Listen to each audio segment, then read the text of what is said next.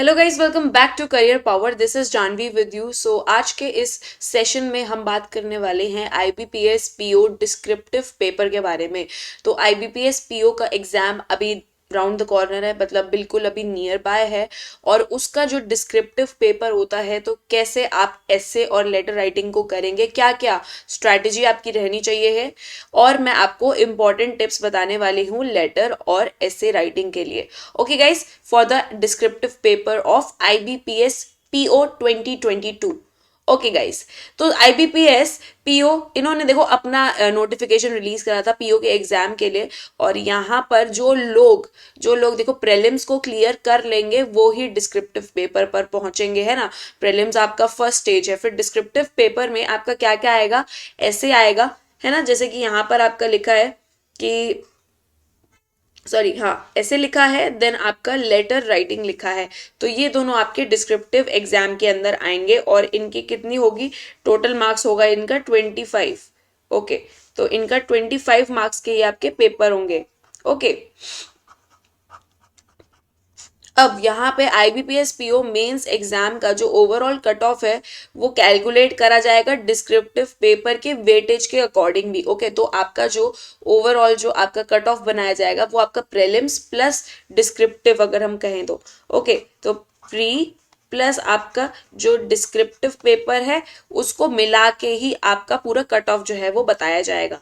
तो यहाँ पर following table contains the type and the number of the questions, total marks and the time duration asked in IBPS PO descriptive paper। तो यहाँ पर time के बारे में बताया है कि लेटर राइटिंग और एसे राइटिंग के लिए टोटल आपको 30 मिनट्स मिलेंगे, जिसमें 25 मार्क्स के होंगे। ओके, मतलब 12:30 का आप मान लीजिए लेटर राइटिंग है और 12:30 का आपका एसे है। एक लेटर एक एसे आपको 25 मार्क्स के अंदर टोटल आएंगे, 30 मिनट में आपको ये अटेम्प्ट करने होंगे। अब आगे हम बात करते हैं कि जो आपका डिस्क्रिप्टिव पेपर आएगा उसमें लेटर राइटिंग आपकी दो टाइप की आएगी, या तो इनफॉर्मल आ सकती है या फिर फॉर्मल लेटर राइटिंग आपका आ सकता है। ओके गाइस, चलिए, the letter should be written in a clear and precise manner. ये हम सभी को पता है कि क्लियर और प्रिसाइज मैनर से आप लिखेंगे। और यहाँ पर हायर ऑफिशियल्स की तरफ जो है ये लेटर लिखा जाता है आपका, जैसे कि बैंक मैनेजर्स हो गए, न्यूज एडिटर्स हो गए, अथॉरिटीज हो गए, इन लोगों के लिए ये लेटर लिखा जाएगा फॉर्मल वाला। इनफॉर्मल की बात करें तो ये होता है थोड़े पर्सनल मैटर के लेटर्स होते हैं, जैसे कि आप अपने फ्रेंड्स को, फैमिली मेंबर्स को, रिलेटिव्स को जो आप लेटर्स जो हैं लिखते हैं वो आपके इनफॉर्मल लेटर्स हो जाते हैं। अब हम डिस्क्रिप्टिव पेपर की प्रिपरेशन की टेक्निक्स के बारे में बात करते हैं।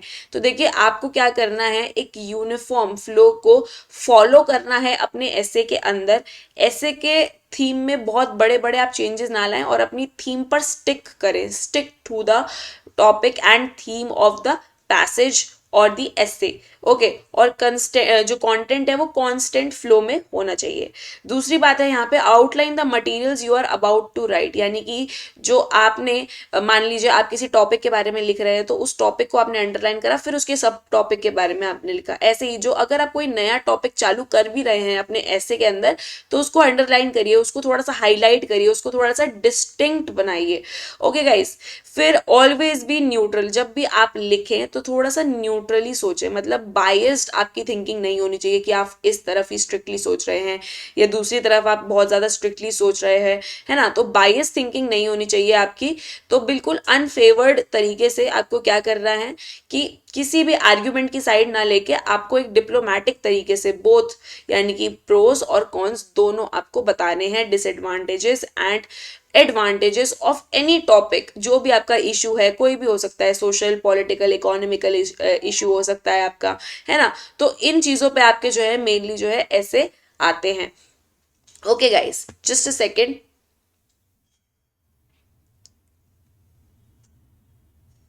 जी, तो यहाँ पर अब अननेसेसरी पॉइंट्स जो हैं उनको आप अवॉइड करिए। जो अननेसेसरी बातें हैं उनको आप अपने ऐसे के अंदर इंक्लूड नहीं करेंगे। बिल्कुल प्रिसाइज यानी कि क्लियर कट लिखिए, और जो जो पॉसिबल है ना, उन चीजों को लिखिए। मतलब फालतू की बातों को आपको ऐड नहीं करना है अपने पैसेज या फिर ऐसे के अंदर। फिर वही जैसे कि हमने बताया कि टॉपिक पर स्टे करिए और रेलिवेंट बातें ही लिखिए, टॉपिक से रिलेटेड। ओके, अब लेटर की अगर हम बात करें तो यहाँ पर आपको लेटर का एक फॉर्मेट होता है, उसको अच्छे से करेक्ट फॉर्म में आपको वो याद करना होगा। ठीक है, तो उस फॉर्मेट को हमें एक बारी याद करना है कि जो आपका फॉर्मल लेटर और इनफॉर्मल लेटर के अलग अलग फॉर्मेट्स होते हैं, है ना। इनको आपको याद करना है अच्छे से।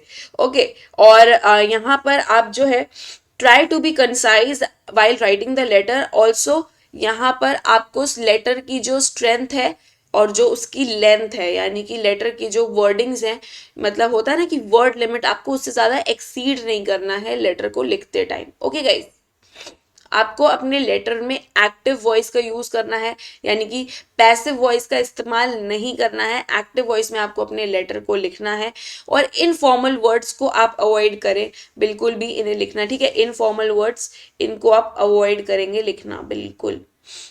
और आप फॉर्मल अपनी टोन को अपनाएंगे किसमें, जो आपका फॉर्मल लेटर होगा जब आप किसी अथॉरिटी को लिख रहे हैं। देखिए फॉर्मल लेटर कौन से होते हैं, जो आप किसी अथॉरिटी को लिखते हैं, डिग्नेटरी को लिखते हैं, है ना, पीपल इन पोजिशंस पावर, इन लोगों को जब आप लिखते हैं। और avoid inaccurate facts in the letter. जो लेटर में आप इनएक्यूरेट, यानी कि अगर आप कह रहे हैं कि स्टैटिस्टिक्स अकॉर्डिंग टू द ये सर्वे, यानी कि अकॉर्डिंग टू 2021 सर्वे, अगर आप ऐसे बना के लिख रहे हैं अपने आप से, तो बिल्कुल मत लिखिएगा, क्योंकि अगर आपने वो गलत लिख दिए स्टैटिस्टिक्स या फिर वो डेटा, तो फिर आपके लेटर के मार्क्स कट सकते हैं। तो आपको डेटा जो है आपका एग्जैक्ट होना चाहिए, और एग्जैक्ट डेटा बहुत सारे लोगों को याद नहीं रह पाता है, राइट। तो अवॉइड करें कि आप डेटा ही ना कोई डालें, ना ही कोई आप इसमें स्टैटिस्टिक्स डालें, है ना, कि इतने प्रतिशत ऐसे हुआ था या फिर इतने परसेंटेज, जो भी होता है, इतने नंबर्स जो हैं उनको आप अवॉइड करिए, क्योंकि नंबर्स इंसान याद नहीं रख पाता है, राइट। चलिए, तो ये थे आपका जो लेटर है और आपके जो ऐसे हैं उनके राइटिंग टिप्स क्या क्या होने चाहिए, राइट। आपके डिस्क्रिप्टिव के पेपर में जैसे कि मैंने आपको बताया, लेटर है प्लस ऐसे है। ओके, ऐसे है प्लस लेटर है आपका। तो यहाँ पर देखिए, लेटर को करने के लिए आपको एक प्रॉपर फॉर्मेट अच्छे से पता होना चाहिए, फॉर्मल और इनफॉर्मल का फॉर्मेट पता होना चाहिए। आपको वर्ड लिमिट का बहुत ज़्यादा ध्यान रखना है। ठीक है, मैं पॉइंटर्स एक बार लिख देती हूँ। फॉर्मेट आपको अच्छे से पता होना चाहिए, वर्ड लिमिट का ध्यान रखना है। वर्ड लिमिट ये नहीं कि आप वर्ड लिमिट से बहुत ज्यादा 400-400 500-500 वर्ड का ऐसे लिखने को लिख कर आ रहे हैं या लेटर लिख कर आ रहे हैं, जबकि गिवन है कि आपको 250 वर्ड का लिखना है ऐसे, या 300 वर्ड का लिखना है। तो आपको इस चीज पर बहुत ज्यादा जो है ध्यान देना पड़ेगा, राइट। तो फॉर्मेट का आप ध्यान देंगे कि कहाँ पर आपका आएगा सेंडर्स एड्रेस, डेट कहाँ आएगा, रिसीवर्स एड्रेस कहाँ आएगा, आपका सैल्यूटेशन कहाँ आएगा, लेटर की बॉडी में कितने पैराग्राफ होने चाहिए, फिर आप कॉम्प्लीमेंट्री क्लोज कैसे करेंगे उन चीजों को, वो सारी चीजें आपको फॉर्मेट के अकॉर्डिंग पता होनी चाहिए, फॉर्मल और इनफॉर्मल दोनों। ओके, बाकी जो है आप कोशिश करें कि अच्छे से अच्छी आप वोकैबलरी का इस्तेमाल करें, राइट। वोकैब को आप अच्छा लिखें, इनफॉर्मल वर्ड्स का इस्तेमाल आप ना करें, राइट। इनफॉर्मल वर्ड्स आपके बिल्कुल भी नहीं होने चाहिए। ओके, तो ये आपका डिस्क्रिप्टिव पेपर के बारे में मैंने आपको बताया है कि लेटर और ऐसे को आप कैसे अटेम्प्ट करने वाले हैं IBPS PO एग्जाम के लिए, राइट। तो इन बातों का आप ध्यान रखेंगे और आप एग्जाम्पल्स को बिल्कुल पढ़ के जाइएगा। एग्जाम्स में जो पिछले एग्जाम्स में आपके सैंपल्स, यानी कि प्रीवियस ईयर क्वेश्चंस कैसे आए हैं आपके डिस्क्रिप्टिव एग्जाम में, कौन कौन से टॉपिक से रिलेटेड आपके प्रीवियस ईयर में लेटर्स पूछे गए हैं या एसेस पूछे गए हैं, तो उन बातों को आप थोड़ा सा एक बार रीड करके जाएंगे तो आपको आइडिया हो जाएगा कि हाँ ऐसे टॉपिक से ज्यादा पूछा जाता है। तो आप उन टॉपिक से रिलेटेड अपने थोड़े कंटेंट को प्रिपेयर कर लीजिए, थोड़ा सा रीड करके रख लीजिए, ताकि आपको उतने मटेरियल के बारे में भी पता हो, है ना, उन चीजों के बारे में थोड़ी सी नॉलेज हो जाए, इन्फॉर्मेशन हो जाए। ओके गाइज, तो आज के सेशन को हम यहीं पर एंड करेंगे। तो सब्सक्राइब कर देना हमारे चैनल को, लाइक भी कर दीजिएगा, और मिलते हैं हमारे कल के सेशन में। तब तक के लिए bye, take care and love you all.